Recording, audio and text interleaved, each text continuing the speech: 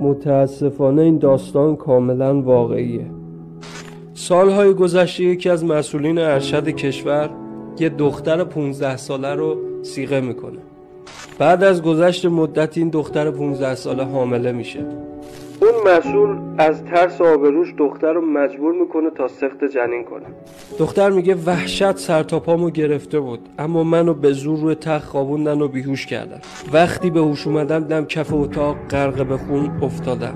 تو خاطراتش نوشته که تا آخر عمر سلامتی جسمی و روحیمو این عمل کورتاژ ازم گرفت.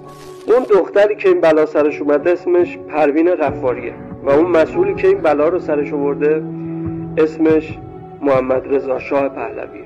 این بخشی از خاطرات خانم پروین غفاریه تو کتاب تا سیاهی در دام شاه، صفحه 5.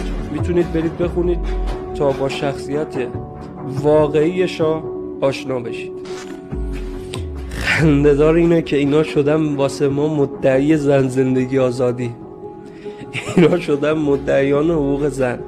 بابا شاهتون این بلا رو سر دختر 15 ساله بود. تازه این اولیش نبود، آخریش هم نبود، خیلی های دیگه بودن.